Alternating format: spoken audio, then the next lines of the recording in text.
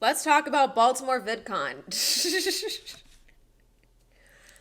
So for those who don't know, Baltimore VidCon would have been in its second year this year. It was going to be in, I believe, September this year, they said, or October. All right. No, I think it's September.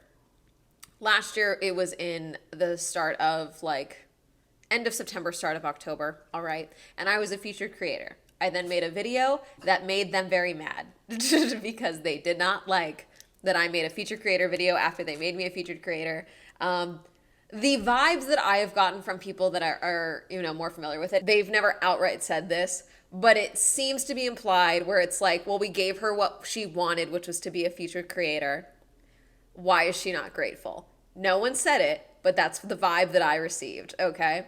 So that I made a video anyway after they gave me what I wanted, seemingly, I think is mainly the problem, and not the very valid safety concerns and issues that I brought up. That's not what we're talking about. No, it's she made a video anyway. Wow. As far as Baltimore goes, I knew I was not going to be back for Baltimore VidCon as a featured creator. I knew I was not going to be invited for Anaheim for a featured creator. Okay, because they're mad at me. All right, I have had that confirmed to me.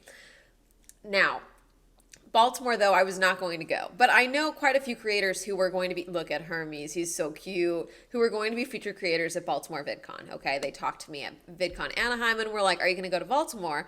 And I said no, and they said, why? Because it was bad. And again, a lot of creators, thank you for following, what I talk about in videos, especially for creator events, a lot of them have the same opinions as me, but they have them just going and being able to hang out with their friends on someone else's dime is worth it for them, okay? And they're like, you know what, that's fine. They'll go and do the obligations that come with VidCon as long as they get to hang out with their friends. Totally fine, totally valid, okay? I'm just the one that says it, so I'm the one that gets in trouble. They asked if I was going to Baltimore. I was like, no, it wasn't worth it for me. It wasn't worth it last year, especially not as a featured creator. This year, it would not be worth it. But they were talking about it as little as recently as like 2 days ago. It would have been their next event. They also this year announced that they were bringing back VidCon Mexico. I believe that's supposed to be later in August. No, was it August? Or December. I'm not sure when they're doing Mexico VidCon. I'm assuming they're going to cancel that now too. Unless they're going to be like, we're canceling Baltimore to make Mexico work. But they've been promoting it fairly recently, VidCon Mexico. I don't think they've announced any creators for VidCon Mexico yet, but they were literally just announcing like 2 days ago that they were going to announce another flurry of featured creators for Baltimore within the last 2 days. They were going to do it by the end of this week, I believe. And then today, instead, we get a tweet and Instagram post, all right, that people keep tagging me in and quote tweeting. Thank you for being a fan of VidCon. We will see you soon, heart. To the VidCon community, we have made the difficult decision to cancel VidCon Baltimore 2024. We want to thank the city of Baltimore and all the fans and creators who attended the East Coast event last year, that's me, and hope to see everyone in Anaheim next summer. If you've already bought a ticket for VidCon Baltimore 2024, you will be refunded in full by 11:59 p.m. on Friday, July 19th, 2024. We will see you soon. And as early as 6 days ago, they said meet and greet matchmaking will open for VidCon Baltimore. Wait, and then now they're saying see you in Anaheim. So I would assume they're going to cancel Mexico even if they haven't already. They haven't announced any featured creators for that. I have reached out to a couple of featured creators that were announced for Baltimore, and they did tell me they were alerted yesterday that VidCon Baltimore was going to be announced to be canceled. So at least they told creators beforehand, because my initial concern was, oh my God, did they just find out with us? Because it's a time commitment. It really is for a lot of creators. Some of them were international. Some of them, would be traveling across the country and said no to other events to do Baltimore VidCon. So it's something that I'm at least glad that they were told at least a day in advance. It is shitty. Luckily, it's July. This wasn't until, I think, September. So at least there's some fair warning, but it is frustrating. So what happened is Anarchy sent me this tweet. Shout out Anarchy. I woke up to this at 7:56 a.m. She sent me that tweet and said, you did this, in all caps. And I said, and she said, you killed the event, Amanda. And I wrote, looks at hands, am I magic?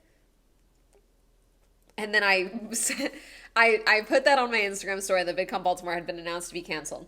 The amount of people that messaged me, the amount of creators, fans, etc., who messaged me to be like, you did this.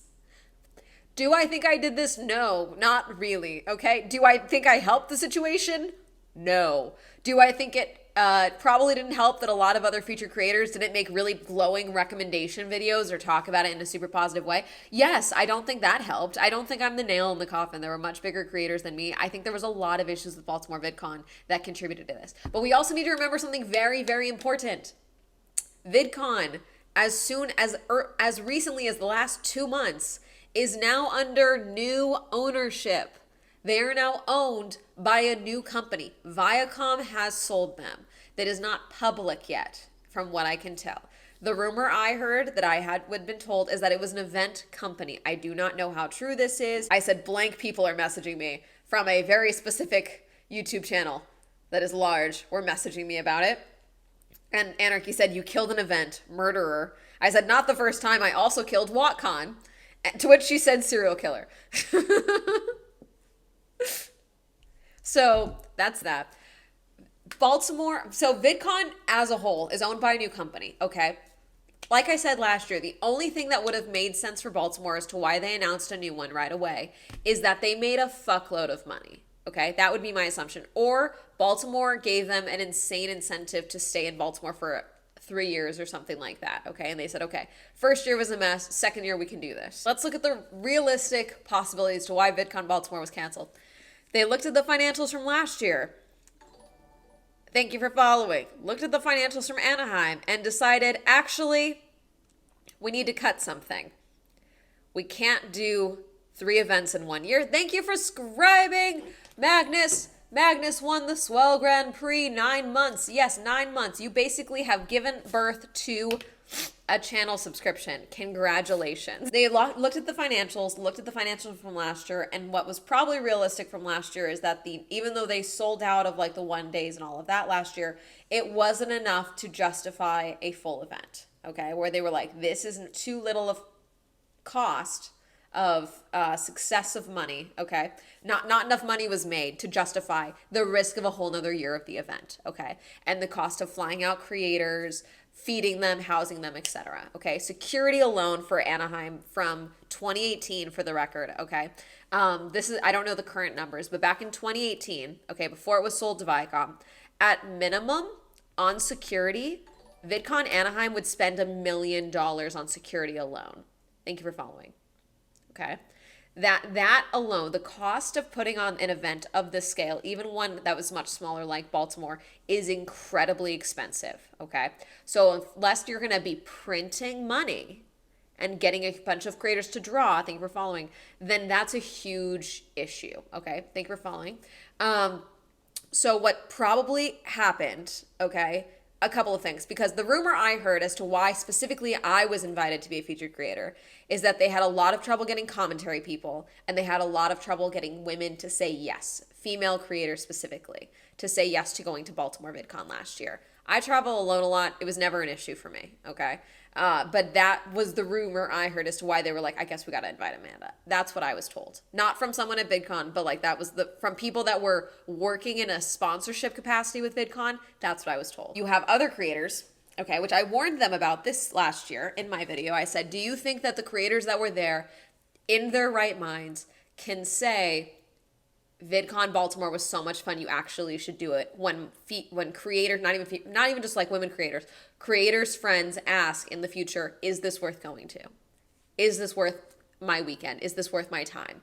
And I asked that question in my video, and I felt the answer was no, because I had fun with my friends. We made our own fun, but it wasn't because of VidCon. It wasn't incentivized by VidCon, okay?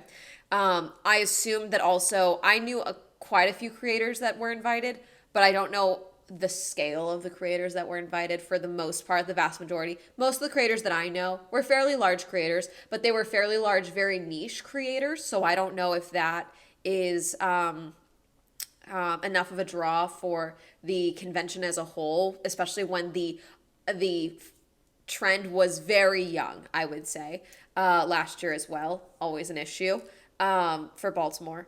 And then you also could have just had the issue of a lot of creators being like, okay, well, if my friend's not going, I'm not going to go. So if you have one creator say no, you're actually having maybe 3 creators say no potentially. So they could have been having an issue with getting a bunch of feature creators, or it was a bunch of feature creators who were like, wait a minute, I thought I was saying yes to Anaheim instead of doing Baltimore. What do you mean? You know, because it does seem like a lot of creators that were not featured at Anaheim were featured at Baltimore. Okay, etc. So possibly a lot of creators saying no. The new owners were just like, why Baltimore? Which was the same thought that we all had. And they just said, we're going to cancel this. Ticket sales are on sale now. If they're low, they're probably like, the projections are not looking good. Going to cancel it because ticket sales are low. This happened with Playlist Live as well last year or the year before. No, 2023, because I went in 2022. Okay. VidCon in 2022. All right. Or sorry, Playlist Live in 2022. I went, it was weird as fuck, okay? And then in 2023, though, before that, they said, hey, for 2023 Playlist Live, we're going to do something super new, okay? Where we want really intentional people here, okay? So you're going to make it so that you have to apply to get your ticket type. Okay, which I was like, that could be interesting because essentially it's the same concept as what TwitchCon does, where you apply with your Twitch account and then your badge type is based on the type of position you are on Twitch. Are you I think it's a community and then affiliate and then partner. I think that's it. Okay, so it's like literally, are you a creator or not? You know, that type of thing with TwitchCon. So applying makes sense. But then you have someone like me who applied, where at the time I think I had 380,000 subscribers, okay, across my platforms, adding it up. I think I was at like 450 at the time. I applied with everything. They told me I was a community member. Okay, so the issue with Playlist Live in particular is that they have a very weird vibe to them where it's a lot of very young creators, a lot of very old creators that are no longer relevant, but they know a lot of people in the space, so they come a lot, okay? And then predators. No, I'm kidding. Cody Co. No. Not funny, but also a little funny. It's a weird fucking event, okay? But so you have all these creators and then you just have fans. There's not a lot of like creators that are trying to be creators there. They might be there, but there's not really a space for them really. It's very much you're a fan or you are invited. And that's really it, okay? So I was not surprised when they decided they were going to cancel Playlist Live in 2023 due to technical difficulties or technical issues, which is code for we didn't sell enough fucking tickets. Because the moment they put me as a community member and I couldn't appeal that or try anything else, why would I bother doing that? I already got that experience. It was awful. It was horrible. I ended up basically, your event was so poorly run that me doing a live stream on Instagram turned into me giving people directions. It turned into me working for the event. If anyone hasn't seen this TikTok video, okay, I ended up basically working for this event, okay, where I was sitting there doing a live stream to kill time because there was nothing else to fucking do, okay, and people kept coming up to me asking for help with the bathroom. It got to the point security was sending people to me to answer their questions. Do you know how bad your event has to be run for a rando attendee in a tank top and skinny jeans to be deemed as a authority? That's ridiculous. That's insane, okay? So yeah, Playlist Live is dead and dusted. Good riddance. Bad fucking event. Anyways, moving along, okay? But Baltimore is the same thing. I assume what it usually comes down to is poor ticket sales, okay? Sometimes you don't have a choice. So like, for example, what's an event that had poor ticket sales? Sometimes, thank you for following. When it's a creator run event, thank you for following, Rect.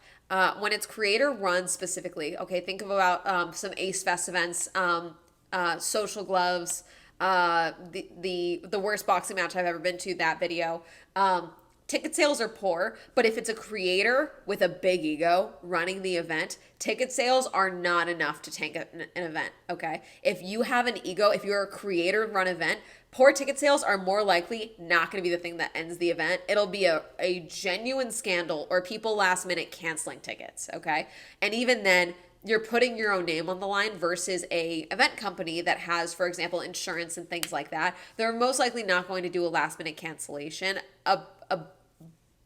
Far from, actual nuclear bomb threats. Like, that's really it. That's it. And so poor attendance is going to be something where they're like, projection wise, we will not make our money back. And they know that pretty far in advance. They have the ability to determine that, which is why Baltimore VidCon probably was canceled because of lack of attendance. And I also think a little bit that creators, not saying yes might have played a role. But like for the most part, everyone that I talked to didn't even know that Baltimore VidCon was a thing last year. And then I know some people who didn't know, and then other people sent them my video. So maybe I do have an issue with it or whatever. Like maybe I am the problem, is it me? Am I the drama? But also, this does not count as last minute cancellation. This is 2 months out, almost 2 full months out, okay? So this is not last minute. Last minute is weekend before. Weekend of, day of. Oh, that was the other thing as well. For creators, that maybe reasons as to why creators say no, by the way. Like I said, Anaheim was very weird. So there's probably a few creators that had been thinking about it or had been asked after Anaheim that were like, no. If you can't give me a fun experience here, why would I expect you to give me a fun experience at a newer event where there's already been issues documented? What is also possible is I know quite a few creators that are featured creators who, even though they are featured creators, refuse to promote VidCon. They can be featured. They will not post about it. Why? Because VidCon does not pay. VidCon does not pay creators. And for those of you that don't know as well, they don't pay speakers. They don't pay, invited guests. They don't pay featured creators. They will cover your travel and your hotel costs. Okay. And even then it's where they put you up. And it's kind of tedious at times. The amount of speakers that I knew this year who came to me and they were like, I speak at conventions and events all the time. This is the only convention that does not pay. This is the only one. Because think about it, especially for a speaker, if you are doing your own presentation, you are making a presentation from scratch that has never been seen before, flying out, giving your time, staying here, and then you get paid in a yellow badge. That's it. They don't even cover cost of hotel and everything for speakers. It's just featured creators. They give you a yellow badge. That's compensation. I know someone who openly said, oh, what's the compensation look like? Is there any wiggle room on that? It's like, you get a yellow badge and free attendance. It's like, yeah, what is VidCon for then? And so a lot of featured creators, again, most featured creators don't even do free product promotion anymore because that doesn't pay the bills. Yet you're taking a week out of your time.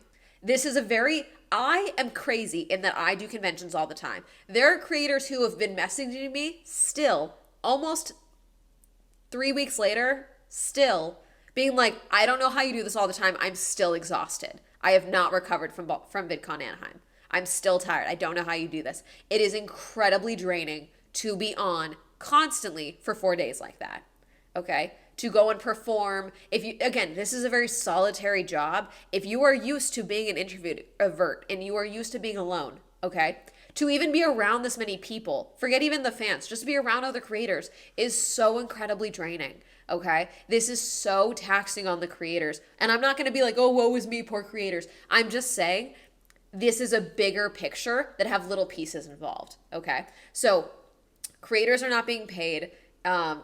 In some instances, there's other costs associated with an event, things that you have to do, okay? You've got time out of your day. You're not making, for a lot of creators, I can create content from anywhere. A lot of creators can, thank you for following, but not every creator is a create anywhere from creator. Like, they have to have their setup. So this is the time where they could be making content, they could be making money, and they're not, and you're taking time out of your day. And when I had my meeting with someone from VidCon last year, okay, they openly said to me, like, we're just trying to figure out how to get creators excited about VidCon.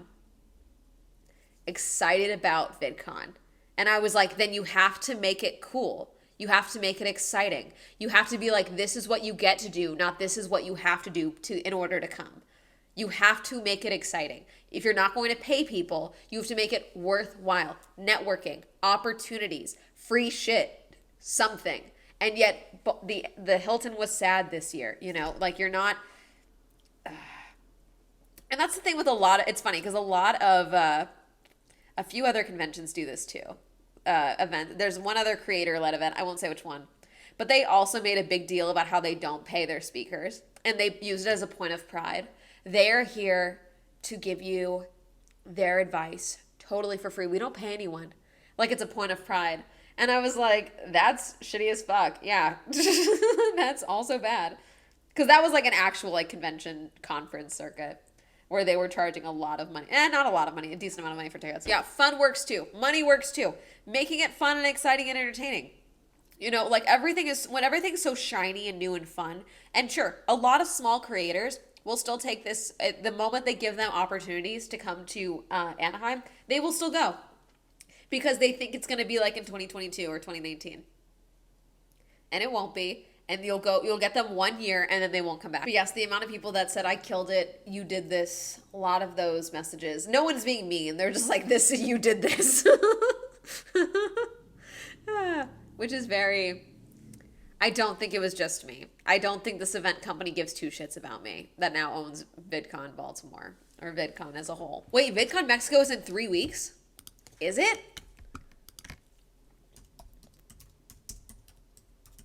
I have heard nothing about it. Oh my gosh, 9th through the 11th. Schedule is out. Wow. Okay, I guess they are doing this. Interesting, they're doing a creator track. We have more than 50 feature creators coming. Follow for more. Meet and greet matchmaking as always. The schedule's out. Let's see the full schedule. Interesting that they have the full schedule is out, but then yet also they're going to still be announcing featured creators, which means they will not be on the schedule, which is interesting. Most of these are in Spanish, which is understandable. I mean, this is very cool. To do a full like Spanish language event, very cool, very smart. Lots of industry track. They're doing the industry track the first day again. Baltimore VidCon is officially canceled. Mexico is still happening, which is good. Weird wording for them though, because they canceled Baltimore, and then instead of saying we will see you at Mexico in 3 weeks, they instead said we will see you next year, which is very weird. First the stupid streaming app, and now this. WatCon? I killed WatCon. I killed that Web3 Curtis Connor town world thing. Quibi. I killed Quibi too. What can I say? Light work, okay?